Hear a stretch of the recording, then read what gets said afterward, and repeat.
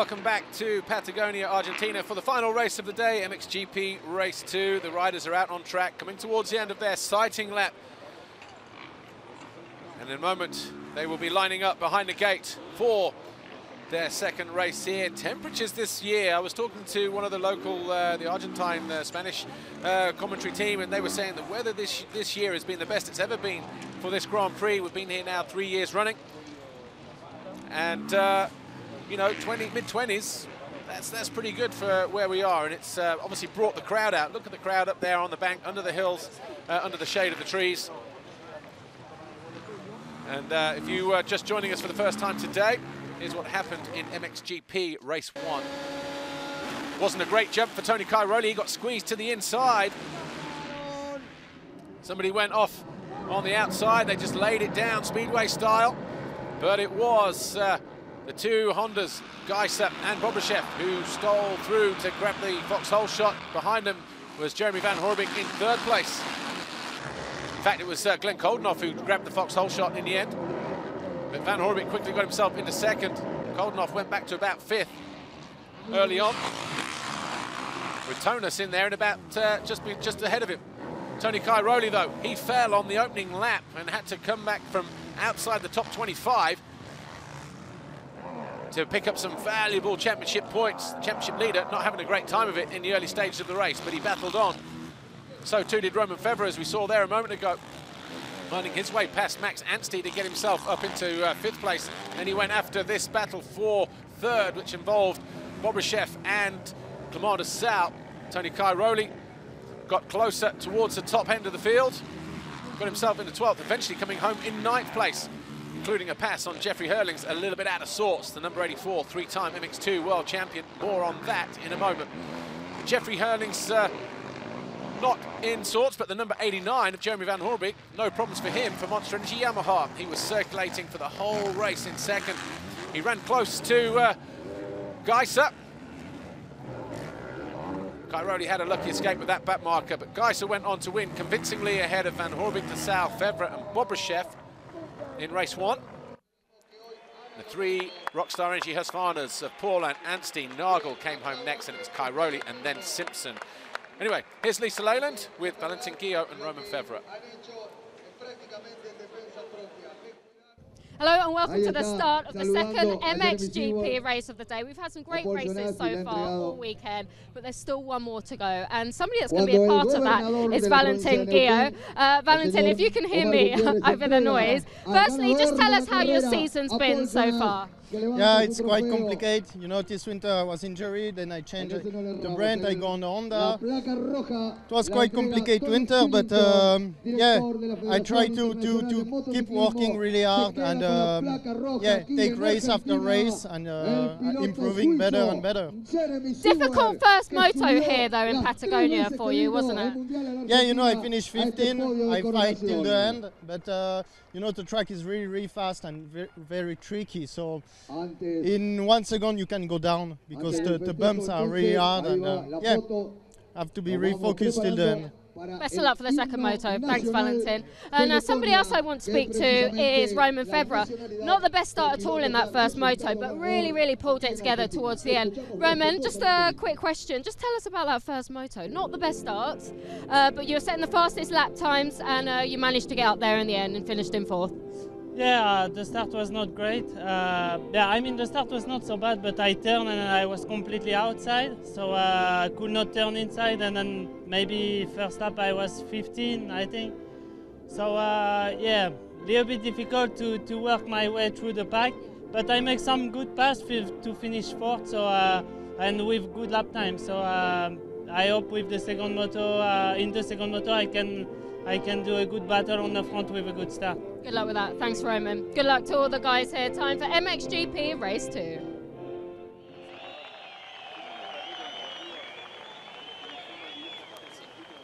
Here's how the riders line up for MXGP Race 2, just as they finish the qualifying race on Saturday. Tim Geisser will go to the line first, ahead of Jeremy Van Horbik and Tony Cairoli.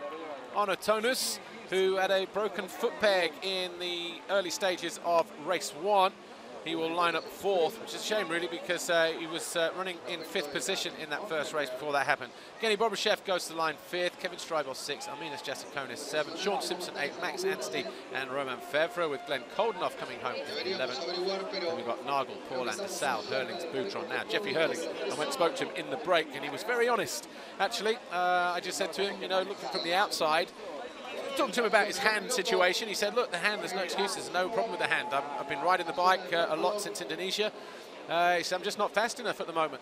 I said, how much of it is psychological in terms of you're not used to being in this position, you know, because if you're an MX2 with this hand injury, no disrespect to the MX2 guys that he's been racing with, he said, oh, before it even finished, he went, for sure I'd be on the podium even with this hand injury. But he said, we factored in that I should be somewhere in the top 10. I'm not even making the top 10 at the moment. It's not good enough. I'm finishing 35 seconds behind the best guys in MXGP. He said there's just so many more riders that are faster than me.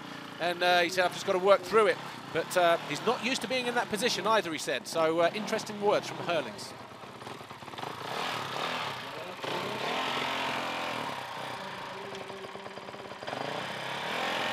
The 89 of the Monster Energy Yamaha. Jeremy Van Horbeke lines up. He was 2nd in the first race. So he's going to be looking forward to get himself into podium contention with another good ride in the 2nd race here. Romain Fevre just pushing his bike to the line.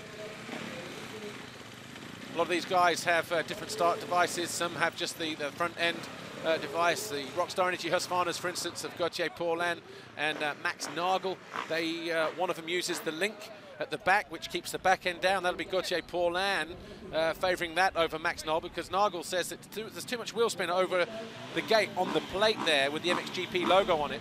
And so from that side, Nagel chooses not to because of the reaction that he gets from wheel spin, for instance. And a lot of these guys have start modes as well. You see on the left-hand side there, Romain Fevre, just that grey switch on the left-hand side of the handlebar. That's a mapping setting for his getting off the start.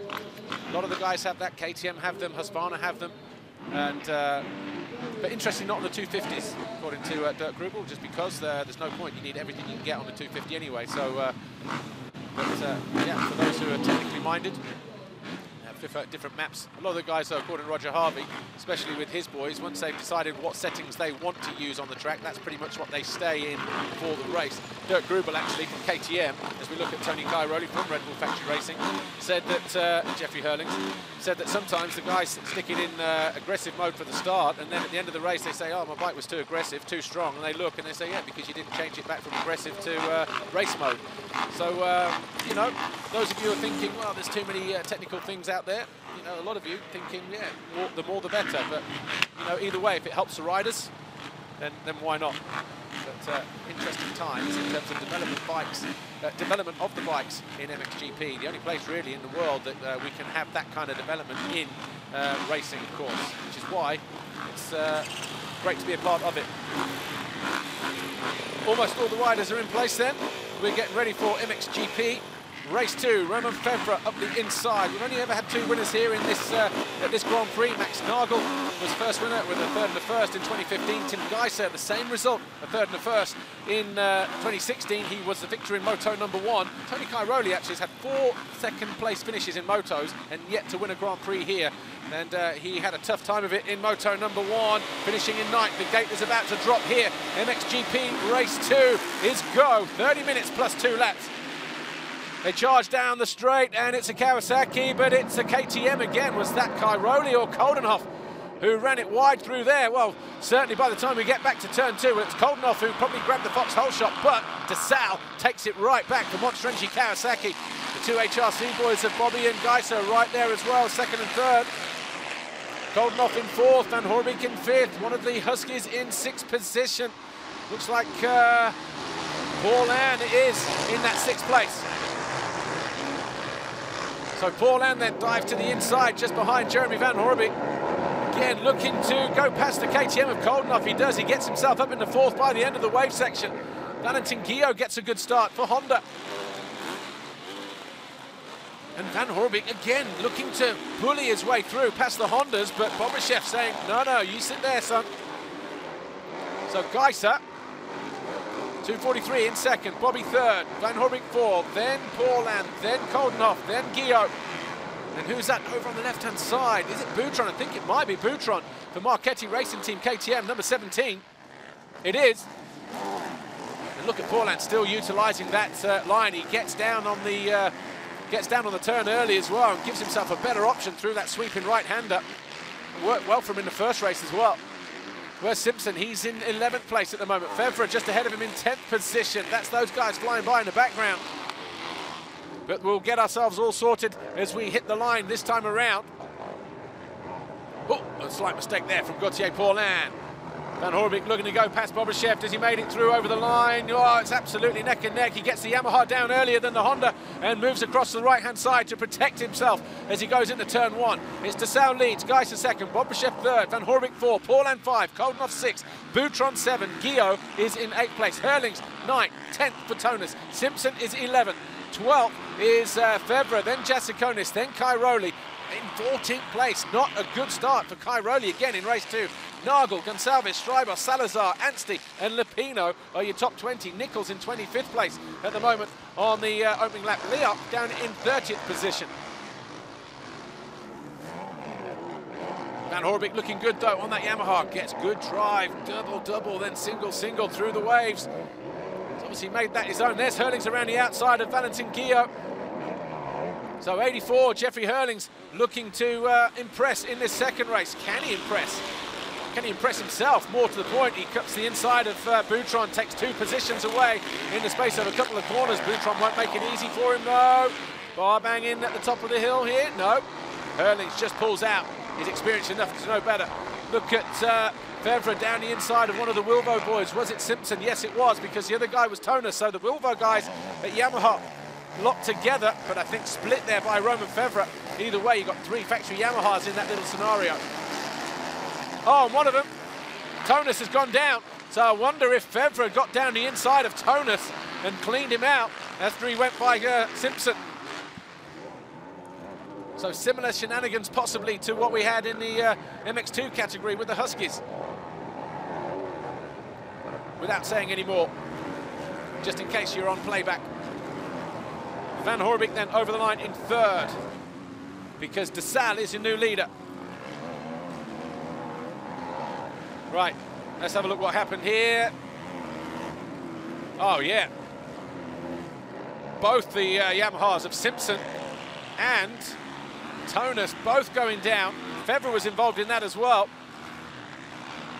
Not ideal if you're a Wilvo Yamaha guy. Fevre very lucky to keep it up on 2 wheels there. I think it was just the front went too deep for the number 4 of Arno Tonus. Simpson had nowhere to go. Fevre just kept it upright. So Simpson in 18th then. His teammate down in 30th, broken foot leg in race 1 whilst running top 5. Early on, first, second lap. So we've got Clement Dessau leading the way then for Monster Energy Kawasaki. Tim Geiser, HRC in 2nd. Van Horbeek's Yamaha, Monster Energy Machine is in 3rd. Oh, Cairoli's gone down. He was in 14th. Tony Cairoli, he was looking, oh, I tell you what, Jasikonis did a great job of avoiding Cairoli there. Turn 2. Lost the front. A lot more work to do now for Cairoli. Wow, an interesting Grand Prix here this weekend then. Championship leader with the red plate before he arrived. Certainly not going to be holding on to it after this weekend, that's for sure. So we'll see it on the front of a new machine. Question is, which one?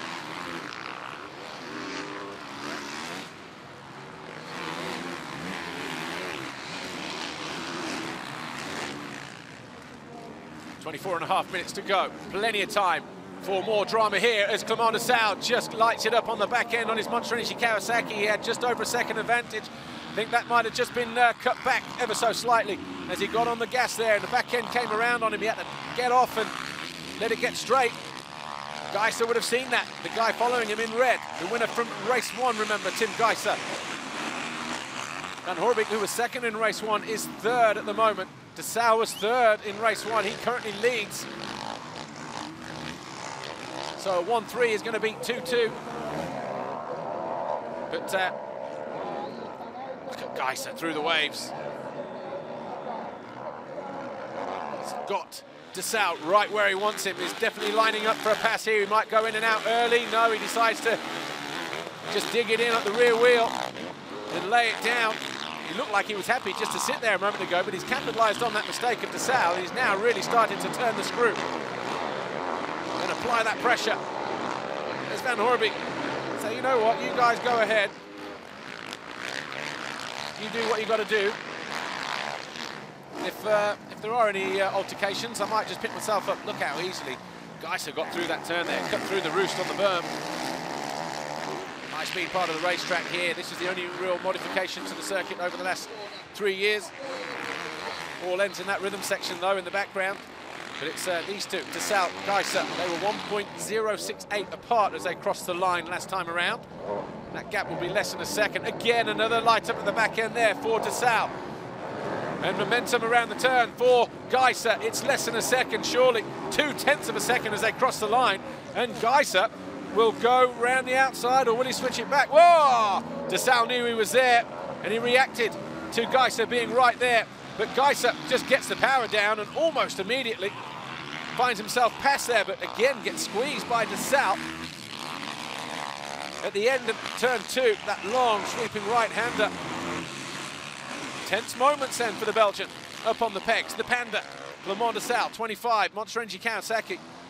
Sometimes it's easier to follow than it is to lead, but you daren't let someone like Geiser go by. Because he'll do what he did in race 1, he'll just clear off and make everybody look ordinary. And look at Van Horebeke closing in as well as he was 2.5 seconds down in that 3rd place. Monster Energy Yamaha rider, Bobby is 4th, Paulin is 5th for Rockstar Energy Husqvarna. 6 is Hurling, 7 Koldenhoff, who was 7 because Febvre's gone through. So Febvre now up into 7th. Koldenhoff is 8, Nagel 9, Guillaume is 10. And look at Geiser just looking for inspiration and innovation all at the same time.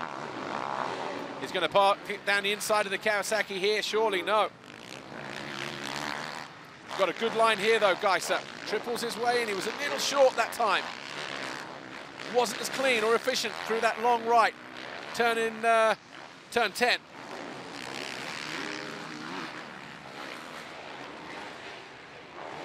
So Desal continues to lead here. Bobrashev's not far off of Van Horebeke, you know. So we've got a Kawasaki Honda battle, Yamaha Honda battle for 1st and 2nd, 3rd and 4th. Paulin 5th, he's about 2 seconds behind on that Rockstar Energy Husqvarna. Again, a great line and great bit of riding there from Geiser. He just changed into 2nd gear and went past the Kawasaki as if he was standing still. Well, that'll light the fuse on Desal. Looks over his shoulder, he tried to react. Geiser, he's going to have 2 or 3 good hot laps here now. Stamp his authority. And already you can see he's pulling clear. Van Horebeke all of a sudden closing in on Desal. So the 2 Belgians are going to be looking at battling over 2nd place here. Crucially, they'll be bringing Bobrashev with them. There we go. And Paulin. Hurling's back down to 7th because Febvre's gone up to 6th. So Hurling's not having a great ride still. Koldenhoff 8, Nagel 9, Jasikonis 10, Guillaume 11, Cairoli up to 12. He's just found his way past Anstey since they came over the line. Strybos 14, Boutron is 15, Salazar, Jetro Salazar of Ecuador is 17, Simpson 18 for Volvo Yamaha, 19 is Lupino, and Jake Nichols in the points in 20th position. Tonus in 22nd at the moment, having picked himself up off the deck, having tangled with Febvre and went down with his teammate Simpson in this next left-hander. But look how determined 89 Jeremy Van Horebeke is. A lot of mistakes creeping into Desal's game at the moment, and he's going to go pow. I thought he was going to go into the side of Desal there. But Van Horebeke, he wants to get on the box here. 2nd in race 1. Jumps his way into 2nd around the outside of, I'll tell you what, Desal was very brave to go wide there, to put the squeeze on Jeremy Van Horebeke, who looks like he might just go high and low. Exactly does that. Will he go down the inside, or will he do what Geiser did? You can sense the urgency of Jeremy Van Horebeke here. Oh, the back end on that Kawasaki almost went 90 degrees then on Desal.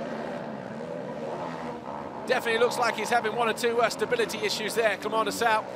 He's asking just a little bit too much of that Monster Energy Kawasaki at the moment. The Yamaha of Van Horebeke, though, a little bit more in line.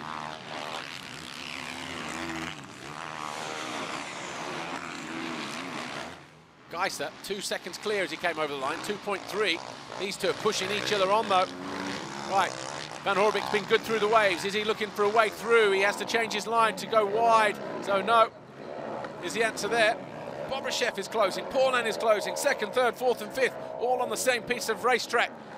And Geiser just ahead of him as well. That's not 2.3 anymore between first and second. Is there another double moto victory here in the offing for Tim Geiser?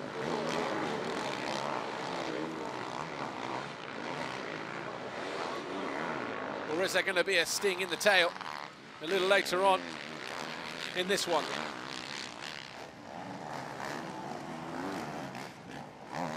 Monosau, is he on borrowed time here at the moment, or is he just trying to steady that ship? He's needed a couple laps to... Saw when Geiser went by him, he tried to react, then he just made a slight mistake, looked over his shoulder, but all of a sudden, he's disappearing from Van Horbik, and he's got Bobryshev and Paulin and Fevre, his teammate, for company. All of a sudden, we've got 5 riders here fighting over second position. De Salle in green, Van Horbik second in shot, the red Honda of Bobryshev, the white Husky of Paulin, the blue Yamaha there of Romain Fevre. They are 3 seconds clear of Jeffrey Hurlings in 7th, Goldenhoff 8, Nagel 9, Jasikonis 10, Cairoli in 11th position.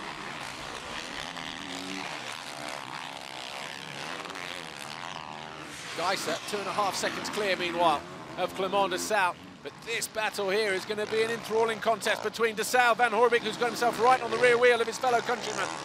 Will he go to the inside this time? Yes, he will. He realised he lost too much ground last time going outside.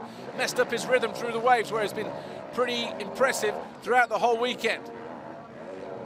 Now is De Salle holding this lot up? Van Horbik doubles, and then will he turn early? Yes, he does. Great move. Oh, he gave the respect to Clement de Salle. Maybe wishes he hadn't have done, because De Salle might charge right back up the inside. He gives him a left tap. They touch. But De Salle stays on 2 wheels. Van Horbik goes into second. That was always the danger there when you're in a 180 switchback. At some point, you're going to have to put your foot down for the turn. De Salle was hoping he would just barge his way past Van Horbik. And again, he leaves the door open, and Paulin goes through on Bobryshev, but then he gets squeezed as well. Wow, this thing is turning into be a real humdinger. Look at Paulin utilising the track all over the place here. Goes around the outside of the 2 guys. A bobble there for, oh, it was a back marker getting in the way.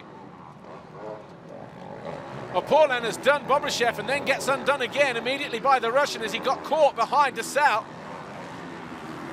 This one is going backwards and forwards. Van Horbik is just cleared off in second. Bobryshev goes through to third. De Salle 4th. Paulin is 5th, but what great work ethic here for Romain Fevre. He's got himself right back into contention here. He was out of the top 10 at one point.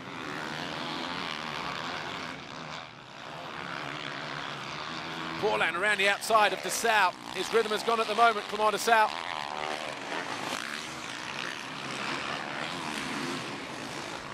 So Paulin taking no prisoners. Finished 6th in moto number 1. Gauthier Paulin is looking to go after Bobryshev. Goes to the inside. Fans on their feet, loving everything they're seeing here from these guys, the best riders in the world on a 450.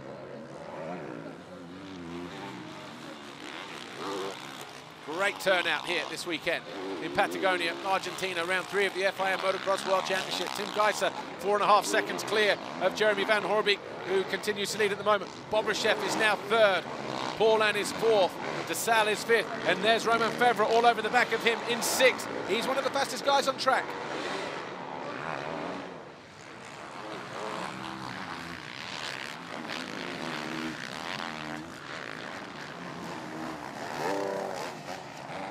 Fevre has responded and rebounded after getting caught with the 2 Wilbo Yamahas of Tonus and Simpson, who incidentally, Tonus now in 19th, Simpson up to 16th, just found his way past Rui Gonçalves.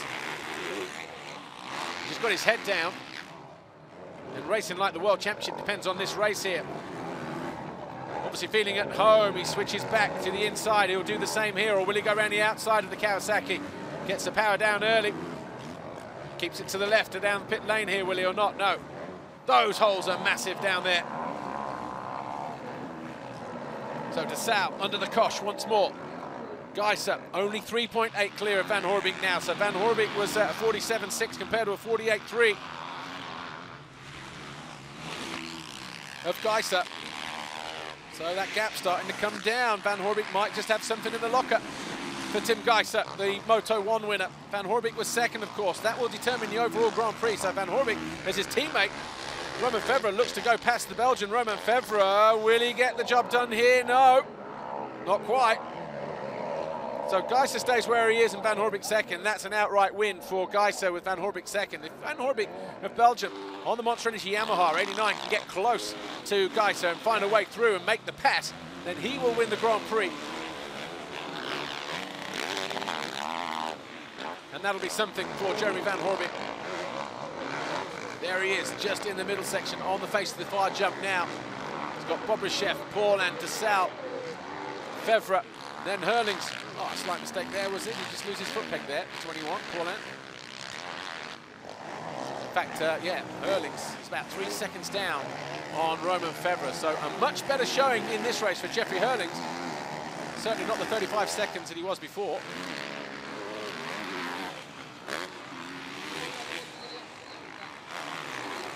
Dessau still got his hands full.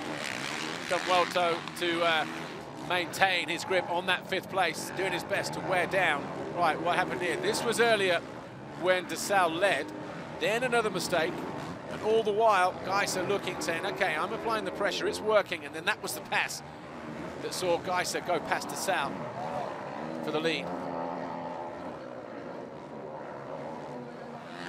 Oh, and Febvre has finally disposed of the Belgian. Oh, only just. Remember Cairoli and Dessau having a run in through there the first time we came here in 2015.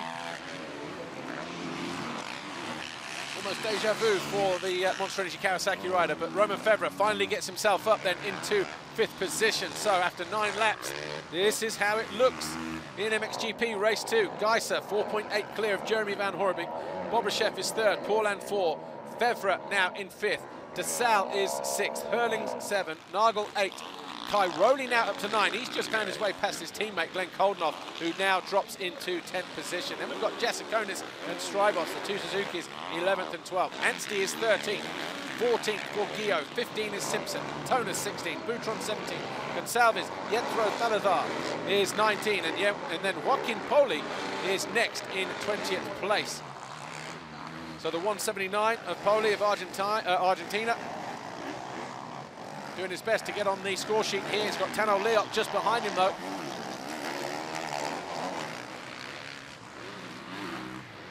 Leot was down and out on the first lap. Oh. 777 Bobryshev, back end just getting a little bit loose on him. Oh, nice improvisation there from Paulin, just jumping across and utilising the downside of that split bank section. That's where he's making his time. Not the fastest man on track, though, because once again, that is Tim Geiser, 47.973, 48.029 for Van Hoorbeek, 48.7, and a 49.3 for Bobryshev and Paulin, respectively.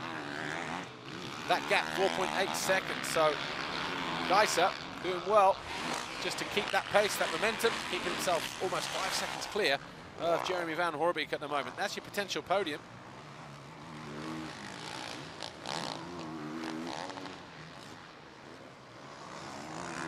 Geiser, your winner from race 1, Van Hoorbeek second, so those two will be the same. Bobryshev 5th in Moto number 1, 3rd at the moment. Paulin was 6th, so potentially going to be on the box. Geiser has looked immaculate this weekend. Won his qualifying race on Saturday.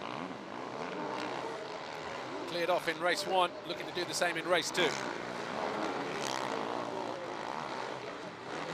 Van Hoorbeek still can't relax. Jeremy Van Hoorbeek was he 5th in the championship before we came here, 7th overall, 10th overall the first couple of rounds.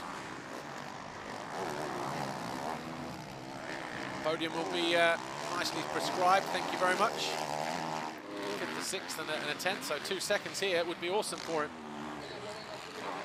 Spoke to him this morning as well, around breakfast time, and he was feeling quietly confident that he could do okay here today.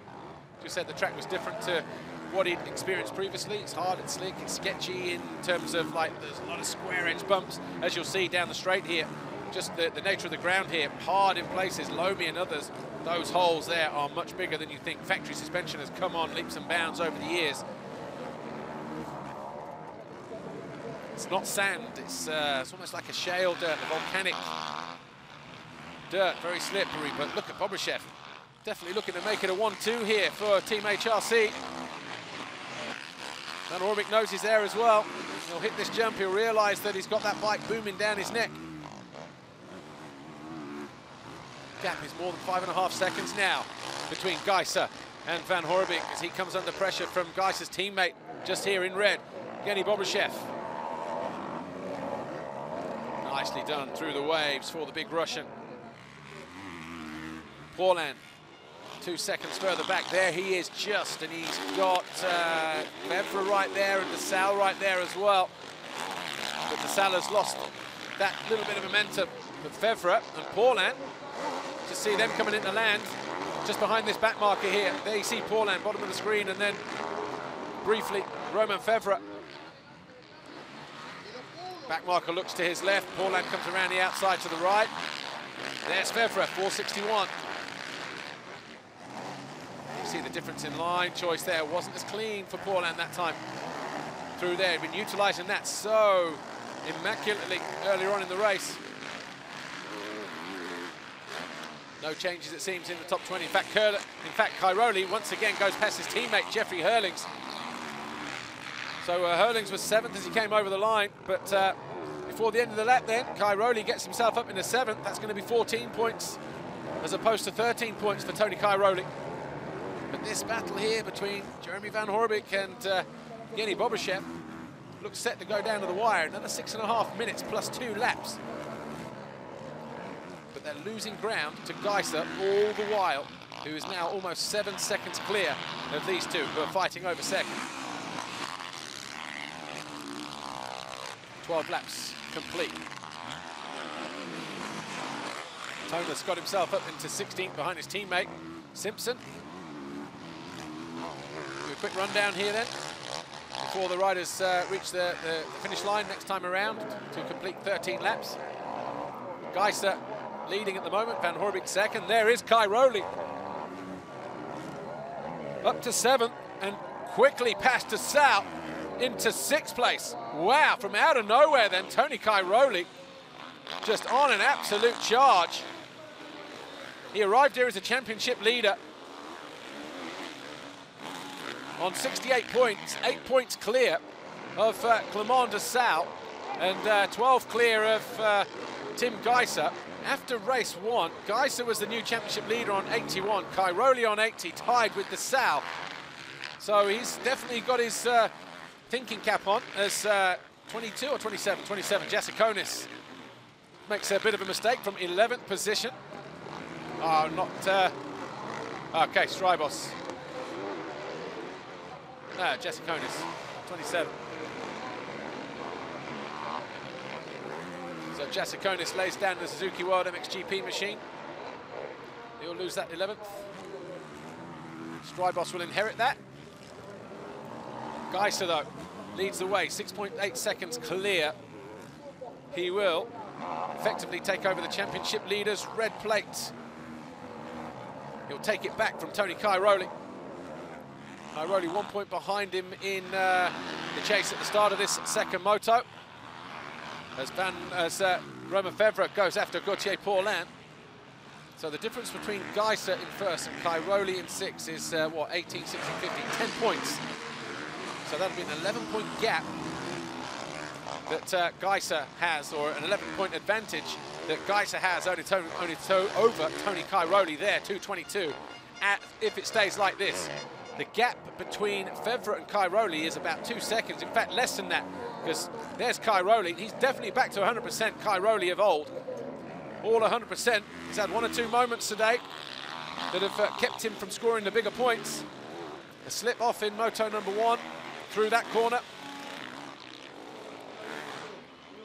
And a bad start in moto number 2.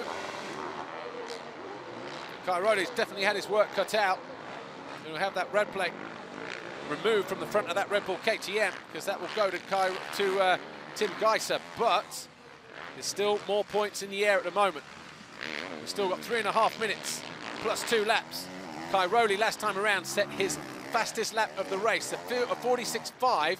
He was the only guy in the 46s that time around, and Fevre spins his bike up and lays it down. So that's going to be a massive advantage for, well, Tony Cairoli, that's for sure. So Fevre then, who was closing in on Paulin, he throws it away, hands an advantage to Cairoli. That puts him in 5th place. That gives him 2 more points. Goes up into 5th. So Geiser needs one eye on his, over his shoulder at the moment then in that respect.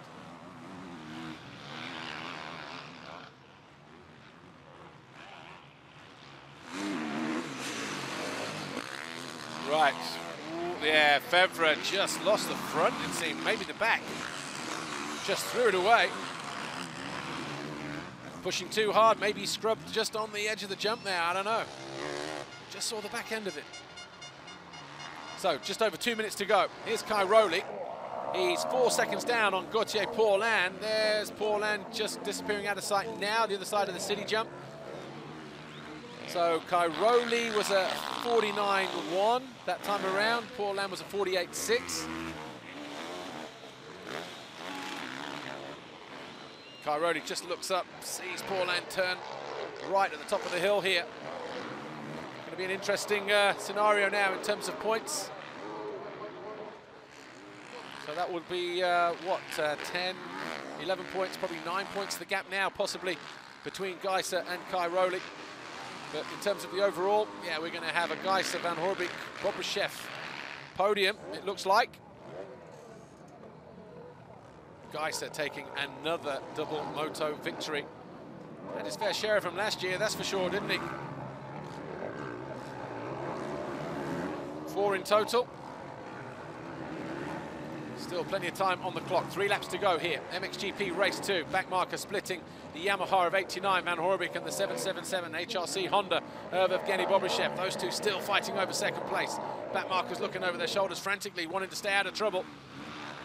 Is it going to be an HRC 1-2 here in the closing stages of this race? There's Teno Leok. He's a lap down. He's now in the points in 20th position, so he's going after Jetro Salazar. He'll latch onto the back of Van Hoorbeek and Bobby here. There is Salazar, I think, just going out of sight. That's how much time Leok has to make up if he wants to get 19th in the race for Ottaviano Husqvarna. In fact, that isn't Salazar, is it? Salazar's a bit further around the track. Meanwhile, Bobryshev got second wind here, looking to charge down the inside. How much has Van Hoorbeek got left in the tank? 2 seconds for second overall will be perfect for him in terms of getting his championship back on track. He doesn't want to lose it in the dying stages here to Evgeny Bobryshev. Bobryshev in moto number 1. Oh, and he takes the line away from Van Hoorbeek. Van Hoorbeek nowhere to go. And again, the question, has he got anything left here to come back at the Russian? He's done well to keep it there. He was second for every single lap in moto number 1 and pretty much got his way into second early on in race 2. But for Bobryshev, this is a great spirited ride for the Russian. Oh, Paulin caught a ledge there. Still keeps it upright though. I was waiting for him to pop into view. 2 lap borders out. Is Van Hoorbeek going to go from second to fourth in the space of a couple of laps here? Boys down in the HRC pit urging him on. What's going to be a Honda 1-2 here? If he can keep it upright. So Bobryshev springing the surprise then in the closing stages. Hasn't podiumed here at all. Hasn't got close to a podium in 15 or 16 around here. Evgeny Bobryshev, for one reason or another. He had the incident around the tree, didn't he, with Simpson, I think it was, one year. But just laying it all on the line of Evgeny Bobryshev. He is 7.5 seconds down on his teammate. Just saw him disappear out of sight, out of this turn from our wide shot just a moment ago.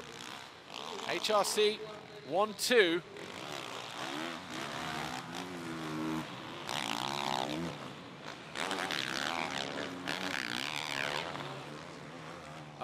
Koldenhoff blows the bike.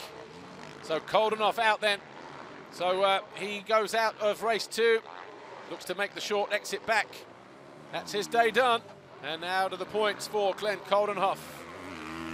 Well, the last time we had an HRC 1-2 was Geiser and Bobryshev, the opening round in Qatar last year. First and second, Geiser and Bobryshev. Not sure it happened again after that. Have to check the records, but for sure that was the only time. Is Herlings coming under attack?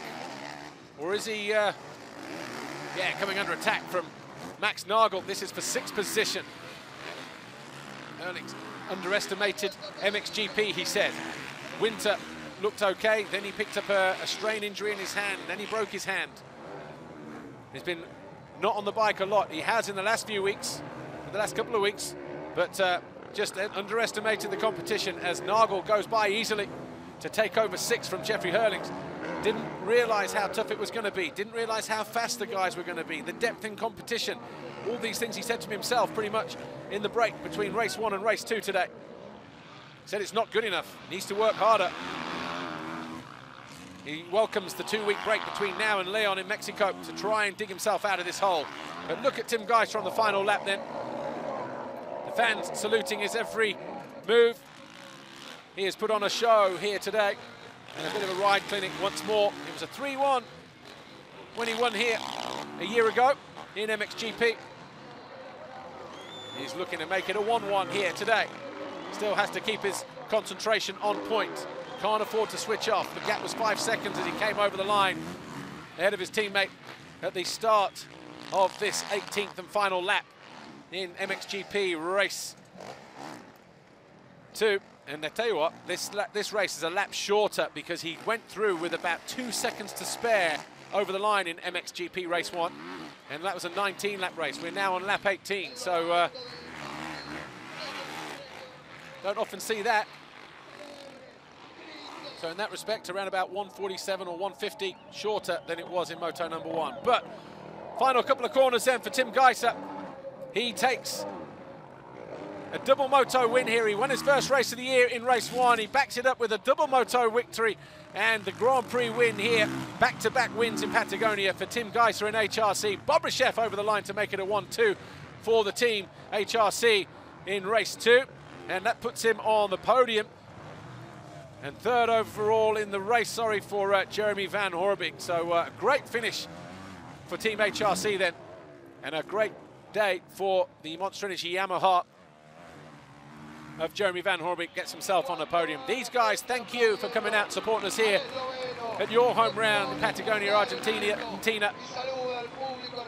Great to have you here, great to be down here. You've looked after us all. We've enjoyed all of your hospitality. We hope to be back next year. But Tim Geiser goes 1-1 here in Patagonia, Argentina.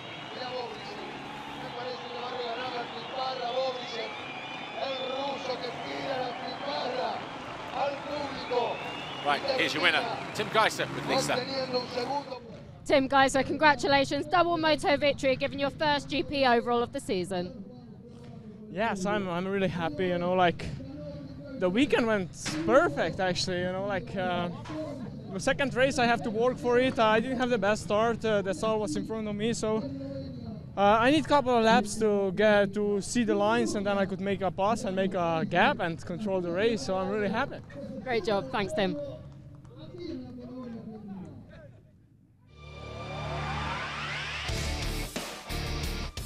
Tim Geiser wins race 1 and race 2. He stands on the top of the podium here in Patagonia for the 2nd successive time in MXGP. Last year it was a 3rd and a 1st. This year it's a 1st and a 1st.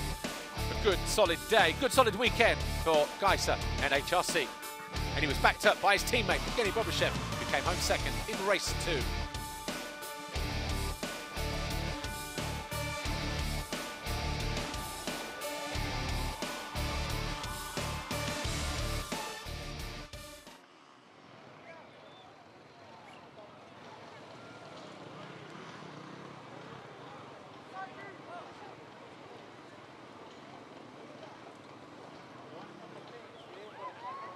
Crowd making their way from the hillside, then they'll go either side of the circuit to make their way down to the podium area or exit and sit in some seriously long queues. A very happy Michele Rinaldi there, just in the blue shirt, and Roger Harvey as well.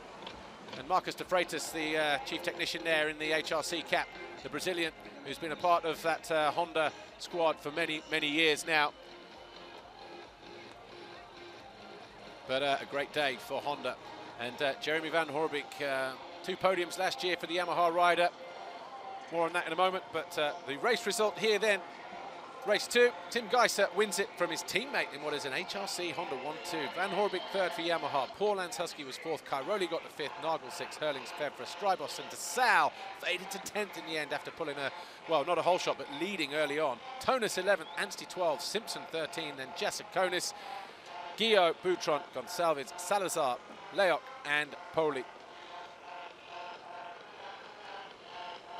No points on the board for Nichols. He had a big crash in race 1. But the overall then looks like this.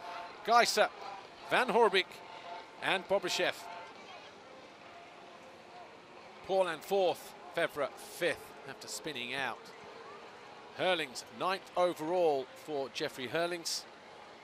That's his best result of the season after 3 rounds. 15th and 17th at the opening 2 Grand Prix of the year.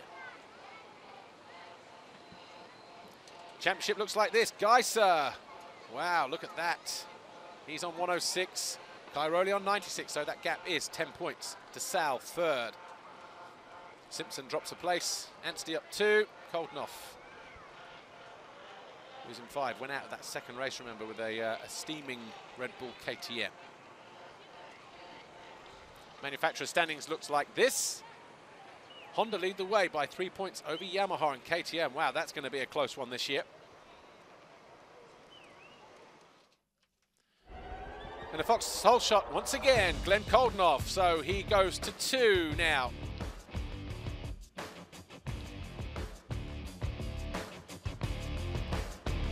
Disappointed looking Glenn Koldenoff after not finishing that second MXGP race. So Febvre has 2, Koldenoff has 2, Cairoli has 1. Just 5 motos out of the 6, of course. They didn't start the second race in Indonesia. Almost ready for the podium here then in Patagonia, Argentina. And what a day it's been here.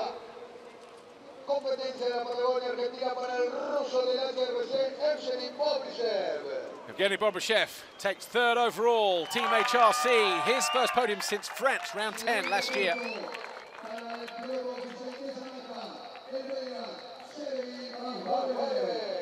Jeremy Van Hoorbeek, Monster Energy Yamaha, he takes the 2nd step, his first visit to the podium this year. 2 podiums last year, one of those came in Thailand, the second one came at Charlotte.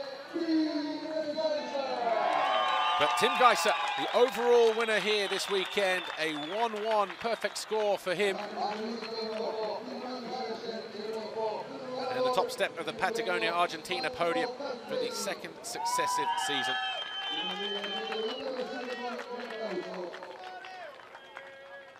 Massimo there on the stage right. He'll pick up the winner's trophy for Honda this weekend.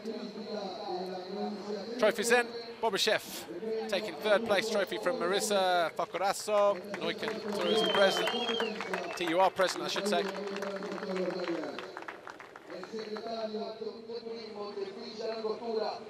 Kiss, no doubt, to Van Hoorbeek's missus down there in the crowd.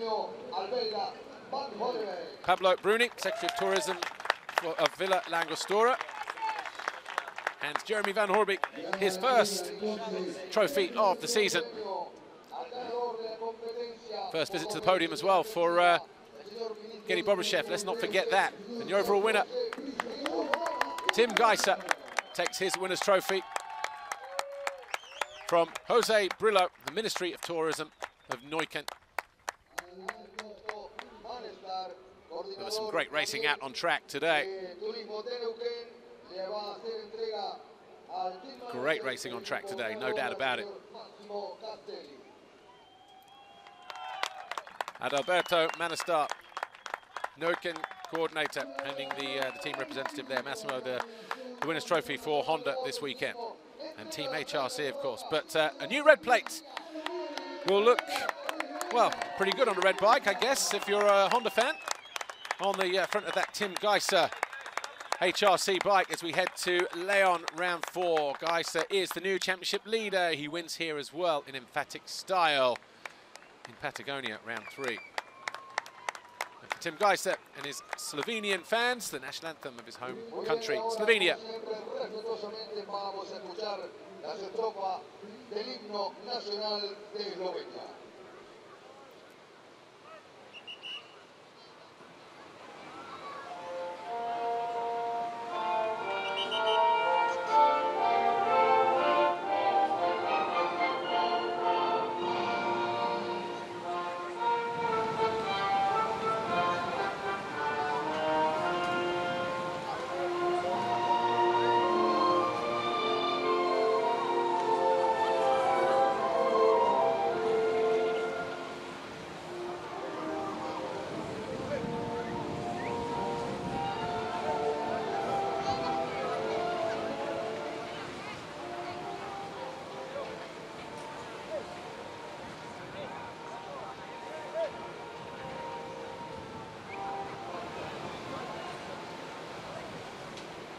Applauso. Tim Geiser, the Slovenian national anthem. For HRC, the national anthem of Japan. Winning manufacturers here this weekend, of course, Honda. País donde se fabrica precisamente la marca ganadora Honda, el himno nacional de Japón. Escuchamos.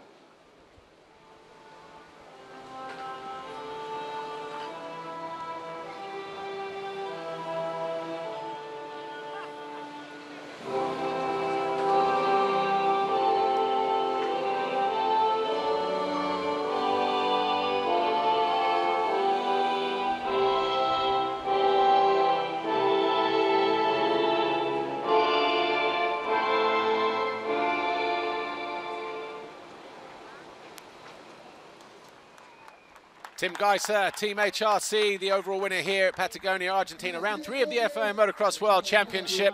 Jeremy Van Horebeke, Monster Energy Yamaha second. And Geiser's teammate, Geny Bobashev, rounds out the podium here in 3rd. Before we go speak to the winners, let's take a quick look at some of the best moments. And the other side of that, we'll come back with our winners, starting with Tim Geiser.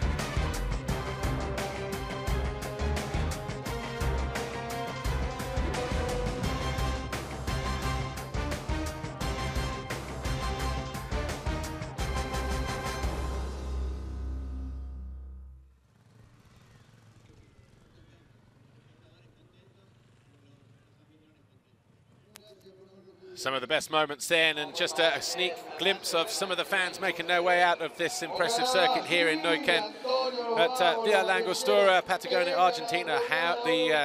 The venue for round 3 of the FIA Motocross World Championship, MXGP, and what has been a great advert for motocross racing around the world. Great action in both MX2 and MXGP, of course, for Tim Geiser in particular.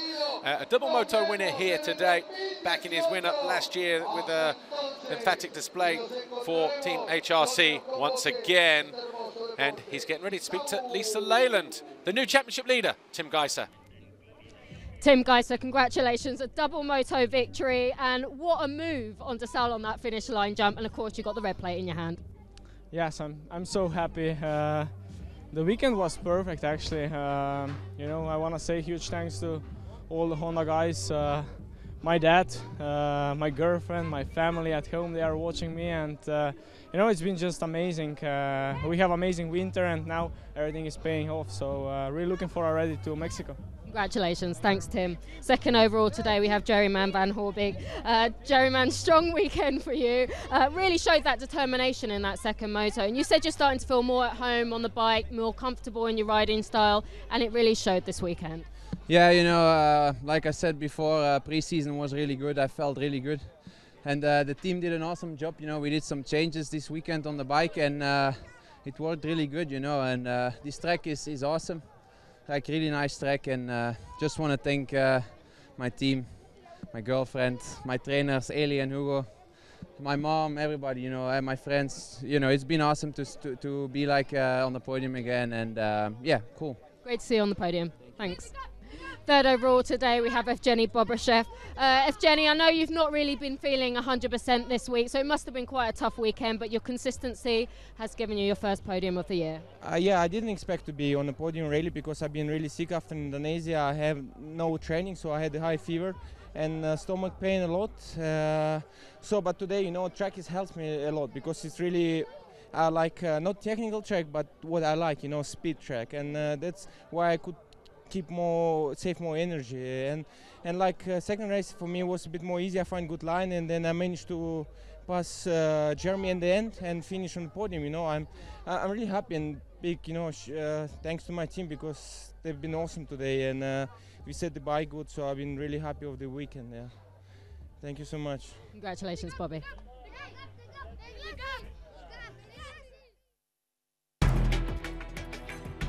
Evgeny Bobryshev, third overall, his first podium of the year for Team HRC. A great performance, despite not feeling completely 100% after picking up a bug a couple of weekends ago, but he'll take that. He loves this place.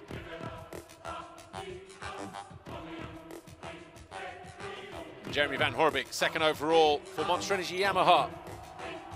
His first visit to the podium as well. 2 consistent rides for the Jerryman and Monster Energy Yamaha, but no one was good enough today to do anything about the 243. Team HRC's Honda rider, Tim Geiser. He was a winner here last year for Garibaldi Honda. This year, same people around him, but the official Team HRC winner. Tim Geiser, your winner here today, and new championship leader as we head to Mexico, Leon, round 4 in 2 weeks' time.